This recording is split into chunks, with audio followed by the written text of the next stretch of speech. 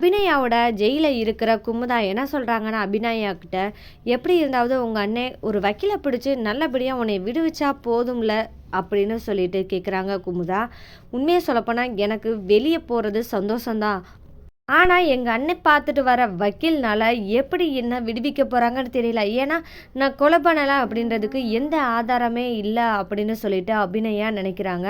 அது மட்டும் இல்லாமல் என்ன நினைக்கிறாங்கன்னா, எப்படியாவது அந்த கடவுள் புண்ணியத்தில் வக்கீல் மூலமாக எனக்கு வெளியே போகிறதுக்கான சந்தர்ப்பத்தை ஏற்படுத்தி கொடுத்தா போதும் அப்படின்னு சொல்லிட்டு சாமியை கும்பிடுறாங்க. இருந்தாலும் அபிநயா என்ன நினைக்கிறாங்கன்னா, சுடரை பற்றின விஷயம் கண்டிப்பாக வெற்றிக்கும் கர்ணாவுக்கும் தெரியக்கூடாது. இதனால் தன்னோட அன்னை குடும்பத்துக்கும் பிரச்சனை வரலாம் அப்படின்னு சொல்லிட்டு ரொம்பவே பயப்படுறாங்க. எபிசோடில் காஞ்சனா கர்ணா கிட்ட யார் அபிநயாவை பார்க்க வந்தா அப்படின்ற விஷயத்த சொல்லிட்டாங்க. அது யாருன்னா மாணிக்கணும் அப்படின்ற ஒருத்தர் தான் பார்க்க வந்தாங்க அப்படின்னு காஞ்சனா சொல்லிட்டாங்க. அந்த இடத்துல தான் வெற்றி கர்ணா கிட்ட ஒரு கொஸ்டின் கேட்குறாரு. என்னன்னா, மாணிக்கம் எதுக்கு அபிநயாவை பார்க்க வரணும், மாணிக்கத்துக்கும் அபிநயாவுக்கும் என்ன சம்மந்தம் அப்படின்னு சொல்லிட்டு கர்ணாவிட்ட கேட்க, கர்ணா எப்பவுமே சமாளிக்கிற புத்தி கொண்டவன்.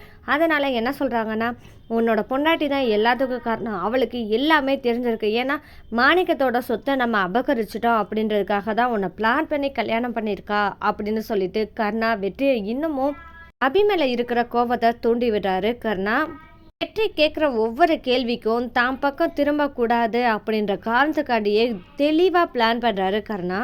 ஆனால் மாணிக்கம் யாருன்னு கர்ணாவுக்கு மட்டுமே தெரியும், வெற்றிக்கு தெரியவே தெரியாது. சரி அப்படின்னு சொல்லி இருக்க, உண்மையிலே சொல்லப்போனால் பிளாக்மெயிலர் யாருன்னு சொல்லிட்டு கர்ணாவுக்கு கொஞ்சம் கொஞ்சமாக தெரிய வர ஆரம்பிச்சிருச்சு. கூட இருக்கிற ஒருத்தர் என்ன செய்கிறாருன்னா, ஃபோனில் வீடியோ பார்த்துறாரு. வீடியோ பார்த்துக்கிட்டு இருக்கும்போது தான் அந்த தருணத்தில் கர்ணாவோட ஆள் வந்து அந்த பிளாக்மெயிலரை துரத்திக்கிட்டு போகிற வீடியோவில் பதிவாக இருக்குது. இதை பார்த்ததுமே கர்ணா அண்ணன்ட்ட காமிப்போம் அப்படின்னு சொல்லிட்டு வீட்டுக்கு வந்துடுறாங்க. அந்த இடத்துல தான் ஃபோனில் கரெக்டாக தெரிய வர ஆரம்பிச்சிருச்சு, மாணிக்கன்றது யார், அந்த பிளாக்மெயிலர் தான் இந்த மாணிக்கம் அப்படின்னு இன்னைக்கான எபிசோடில் கர்ணாவுக்கு தெரிய ஆரம்பிச்சிருச்சு. இது ஒரு பக்கம் நடக்க, அடுத்ததாக கர்ணாவோட மகனான மகேஷுக்கு இன்னைக்கு தாங்க பிறந்தநாள்.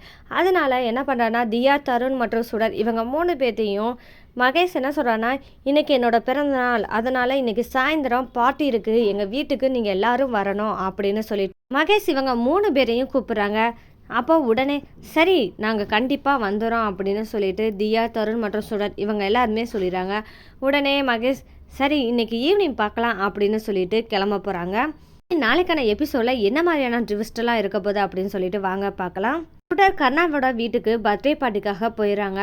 அங்கே போனால் சரி ஹைட் அண்ட் சீக் விளையாடலாம் அப்படின்னு சொல்லிட்டு ஜியா, தருண், மகேஷ் மற்றும் சுடர் இவங்க 4 பேருமே சேர்ந்து விளையாட போகிறாங்க. இந்த மாதிரி விளையாண்டுட்டு இருக்க சமயத்தில் தான் கர்ணாவோட மனைவியான பார்வதி இறந்ததுக்கு முழு காரணம் அபி அப்படின்னு சொல்லி தான் ஜெயிலில் இருக்காங்க. ஆனால் பார்வதி தன்னோட சாவு கர்ணாவால் தான் நிர்ணயிக்கப்பட்டுருச்சு அப்படின்னு சொல்லிட்டு ஒரு டைரியில் ஏற்கனவே என்னோட சாவுக்கு காரணம் கர்ணா தான் அப்படின்னு சொல்லிட்டு எழுதி வச்சுட்டாங்க. பார்வதி எழுதி வச்சிருந்த டைரியும் கட்டில கீழே போயிருந்தது.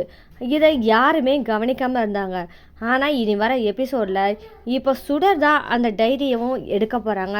அந்த டைரியை எடுத்து யாருக்கிட்ட கொடுக்கலாம் அப்படின்னு போனால் வெற்றி கையில் கொடுக்க போகிறாங்க சுடர்.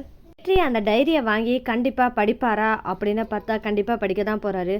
அது மட்டும் இல்லாமல் இப்போ பார்வதி இறந்ததுக்கு முழு காரணம் அபின்னு நினச்சிக்கிட்டு இருக்க வெற்றிக்கு பார்வதி அக்கா இறந்ததுக்கு காரணம் கர்ணா தான் அப்படின்றது தெரிஞ்சால் வெற்றி என்ன செய்வார் கர்ணாவை அப்படின்றதா இனி வர எபிசோடில் ட்விஸ்ட்டாக இருக்க போது. ஒரு பக்கம் இருக்க சண்முகம் எப்படியாவது தன்னோட தங்கையான அபியை ஜெயிலேருந்து கண்டிப்பாக ஜாமீன்லையாவது கொண்டு வரணும் அப்படின்னு சொல்லிட்டு யாரையாவது லாயரை பார்க்கணும் அப்படின்ற ஒரு முயற்சியில் ஈடுபட போகிறாரு சண்முகம்.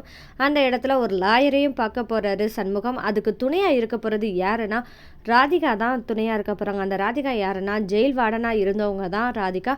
அவங்க தான் முழுக்க சண்முகத்துக்கு ஹெல்ப் பண்ண போகிறாங்க. இனி அடுத்ததாக வெற்றிக்கு உண்மை தெரிஞ்சதுக்கப்புறம் இனி அடுத்தடுத்த நிலைக்கு வரும்போது தான் இப்போது சண்முகமும் ஒரு முயற்சியாக அபியை எப்படி இருந்தாவது ஜாமீனில் கொண்டு வரணும்னு சொல்லிட்டு கோர்ட்டு வரைக்கும் இனி அந்த கேஸ் கொண்டு வர போகிறாங்க. அந்த இடத்துல தான் லாயர் என்ன கேட்க போகிறான்னா, சாட்சி கூண்டில் ஏற்கனவே அபிக்கு எதிராக சாட்சி சொல்கிறது தான் வெற்றி.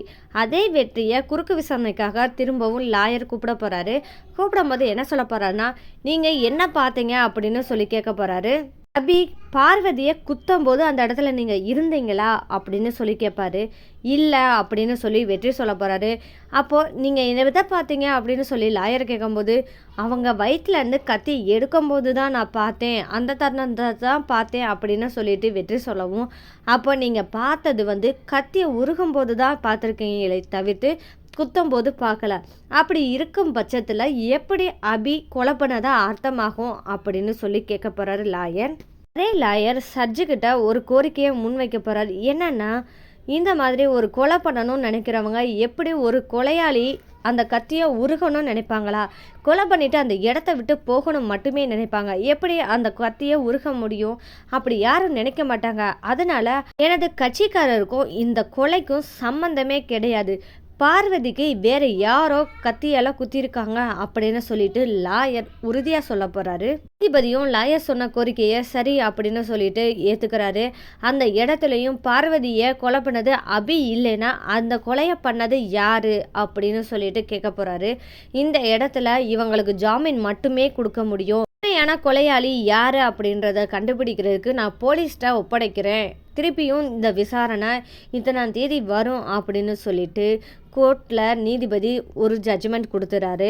இதனால் சண்முகம் மனசு நிம்மதி அடையுது. ஏன்னா தன்னோட தங்கை இப்போ வெளியே வரப்போகிறாங்க அப்படின்ற ஒரு சந்தோஷத்தில் இருக்க போகிறாங்க. இனி வர எபிசோடில் தாங்க அதிகமான சுவாரஸ்யமான நிகழ்வுகள்லாம் இருக்க போது. இந்த மாதிரியான சுவாரஸ்யமான நிகழ்வுலாம் நீங்கள் தெரிஞ்சுக்கணும். மறக்காமல் என்னோட சேனலை சப்போர்ட் பண்ணி ஆதரவு தெரிவிங்க. மீண்டும் சந்திப்போம்.